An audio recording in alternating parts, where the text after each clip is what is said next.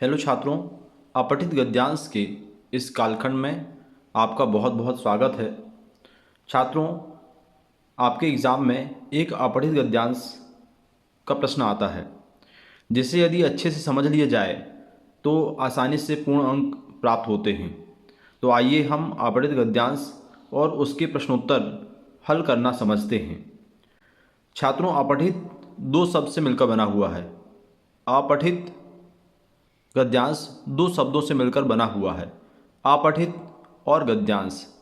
आ का अर्थ है नहीं और पठित का अर्थ है पढ़ा हुआ, यानी जो पढ़ा ना गया हो उसे हम अपठित कहते हैं। और गद्यांश का अर्थ है गद्य का अंश या भाग।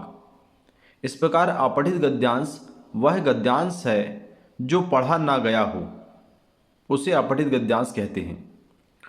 छात्रों, अपठित गद्यांश के अंतर्गत परीक्षा में आपके पाठ्यक्रम में शामिल ना हुआ गद्यांश आता है, माने जिस गद्यांश को आपने अपनी पाठ्यपुस्तक में नहीं पढ़ा है।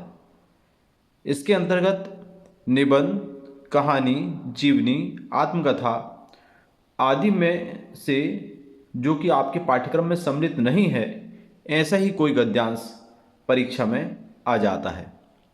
छात्रों, जब अपठित गद्यांश एग्ज़ाम में आता है तो इसमें कुछ प्रश्न पूछे जाते हैं, जैसे अपठित गद्यांश का शीर्षक, अपठित गद्यांश का सारांश और कुछ भाव संबंधी प्रश्न। छात्रों, आपने अपनी पाठ्य पुस्तकों में देखा होगा कि पाठ का नाम कैसे लिखा जाता है। आपने देखा होगा कि पाठ का नाम 2 या 3 शब्दों में लिखा जाता है, यही पाठ का शीर्षक होता है। उसी प्रकार जब हम अपठित गद्यांश का शीर्षक लिखते हैं तो अपठित गद्यांश को पूरी तरह से पढ़ना चाहिए। जब हम अपठित गद्यांश को ध्यानपूर्वक पढ़ते हैं तो यह समझने की कोशिश करना चाहिए कि अपठित गद्यांश में किसके बारे में बात कही गई है, यानी अपठित गद्यांश का आशय क्या निकल रहा है। उसके केंद्रीय भाव को समझने की कोशिश करना चाहिए। फिर उसके केंद्रीय भाव को 1, 2, 3 या 4 शब्द में, यानी संक्षिप्त में, यहाँ कोई बंधन नहीं है कि 4 से 5 नहीं हो सकता, यानी संक्षिप्त में अपठित गद्यांश के शीर्षक को लिखना चाहिए। और शीर्षक ऐसा होना चाहिए जिसमें अपठित गद्यांश का पूरा आशय समाहित हो। इस प्रकार का शीर्षक उचित होगा। छात्रों, शीर्षक को एकहरे उद्धरण चिन्ह के द्वारा लिखा जाना चाहिए।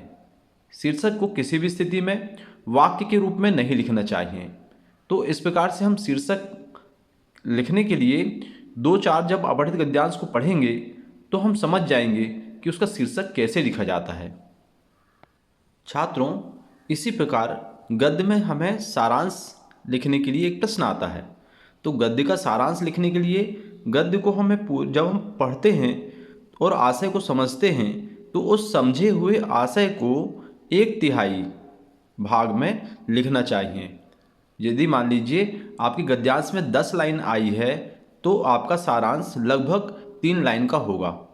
और उस 3 लाइन के सारांश में हम वो सारी बातें को लिख देंगे जिसमें जो अपठित गद्यांश में आई हुई है, यानी अपठित गद्यांश को संक्षिप्त और सारगर्भित तरीके से लिखना चाहिए।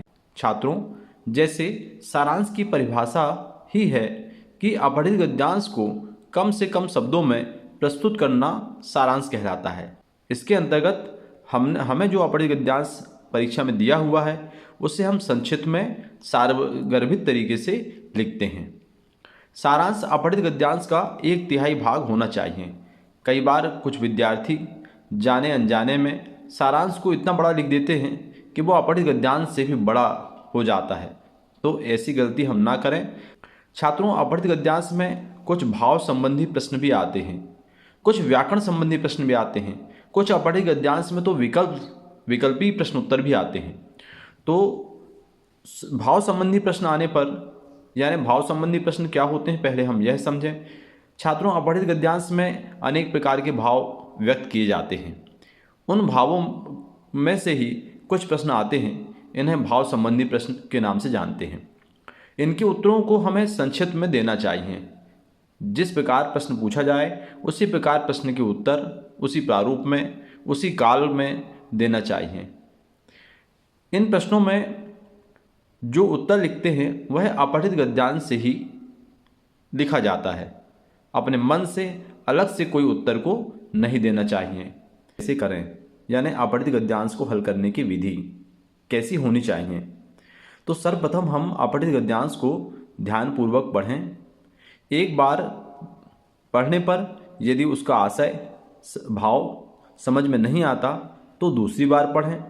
दूसरी बार पढ़ने पर निश्चित रूप से हमें अपठित गद्यांश का केंद्रीय भाव यानी अपठित गद्यांश में किस बात को बताया गया है यह आसानी से समझ में आ जाएगा।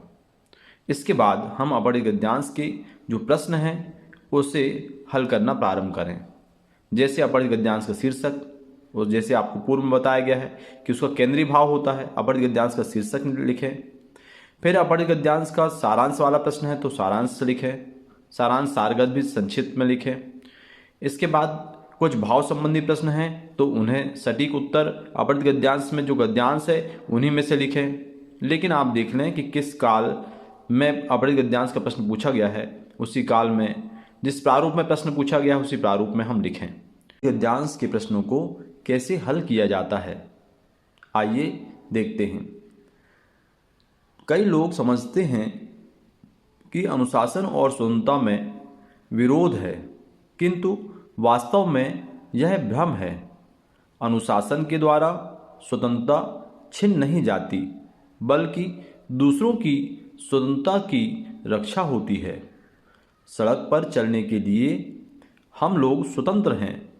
हमें बाईं तरफ से चलना चाहिए, किंतु चाहें तो हम बीच में भी चल सकते हैं। इससे हम अपने प्राण ही संकट में डालते हैं, दूसरों की स्वतंत्रता भी छीनते हैं। विद्यार्थी भारत के भावी निर्माता हैं।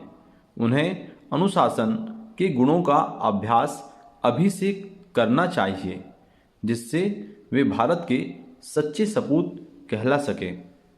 छात्रों, यह अपठित गद्यांश आप एक बार पढ़ें। एक बार आशय समझ में ना आने पर दो बार पढ़ें। निश्चित रूप से जब इसका आशय समझ में आ जाएगा तब आप अपठित गद्यांश के प्रश्नों के उत्तर लिखें। तो आइए हम अपठित गद्यांश के प्रश्नों के उत्तर देखते हैं। छात्रों, सबसे पहले अपठित गद्यांश में पूछा गया है अपठित गद्यांश का शीर्षक लिखिए।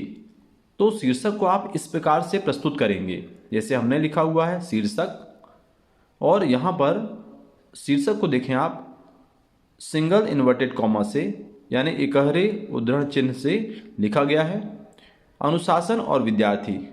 छात्रों, पूरे अपठित गद्यांश में यदि देखा जाए तो पूरे अपठित गद्यांश में यही बात बताई गई है कि अनुशासन अपने जीवन में हम रखते हैं। अनुशासन से सड़क में भी चलते हैं तो बाईं तरफ अनुशासन चलते हैं, तो हमारे प्राण तो बचते ही हैं, साथ में हमारे जो अन्य साथी हैं उनकी भी स्वतंत्रता नहीं छिनती, वे भी सुरक्षित रहते हैं। दूसरी बात बताई गई है कि हमें विद्यार्थी जीवन से ही यदि अनुशासन की शिक्षा मिले या हम अभ्यास करें विद्यार्थी जीवन से ही अनुशासन का, तो हम अपने जीवन में निश्चित रूप से सफल होंगे और भारत के सच्चे सपूत कहलाएंगे। ये बात बताई गई है। तो शीर्षक पूरी तरह से हम देखें तो अनुशासन और विद्यार्थी, इन अलग अलग छात्र अलग अलग प्रकार से भी शीर्षक लिख सकते हैं। जैसे कुछ छात्र हो सकता है लिखें अनुशासन और स्वतंत्रता, तो भी सही होगा। तो इस तरह से शीर्षक किसी भी अपठित गद्यांश का एक ही हो यह निश्चित नहीं है। दूसरा हम देखें भारत के भावी निर्माता कौन हैं। तो ये जो भाव संबंधी प्रश्न है इसका सटीक उत्तर हमने लिखा भारत के भावी निर्माता विद्यार्थी हैं। इस तरह से आप भी जो भी प्रश्न आते हैं उसके सटीक उत्तर लिखें। अगला प्रश्न देखें सारांश। सारांश क्या निकलता है? उतने बड़े अपठित गद्यांश को हमने सारांश के रूप में इस प्रकार से लिखा है, जैसे अनुशासन से अपनी तथा दूसरों की स्वतंत्रता की रक्षा होती है। इससे अपने तथा दूसरों के जीवन की भी सुरक्षा होती है। इसलिए भारत के भविष्य निर्माता विद्यार्थियों को अनुशासन का अभ्यास विद्यार्थी जीवन से ही करना चाहिए। छात्रों, इस प्रकार हमने इस अपठित गद्यांश में देखा कि किस तरह से शीर्षक लिखा जाता है, किस तरह से सारांश लिखा जाता है, बोध के प्रश्नों को किस प्रकार से हल किया जाता है। निश्चित रूप से यदि आपने यह समझ लिया कि शीर्षक कैसे लिखते हैं, सारांश कैसे लिखते हैं, बोध के प्रश्न को कैसे लिखते हैं, अपठित गद्यांश को समझने के लिए एक बार ध्यानपूर्वक एक पढ़ना और एक बार में समझ में ना आए तो 2 बार पढ़ना, यह किस प्रकार से अभ्यास किया जाता है, तो निश्चित रूप से आपसे यह प्रश्न का उत्तर आसानी से आप दे पाएंगे। अपठित गद्यांश को निश्चित रूप से आप आसानी से हल कर पाएंगे। इसी आशा के साथ धन्यवाद।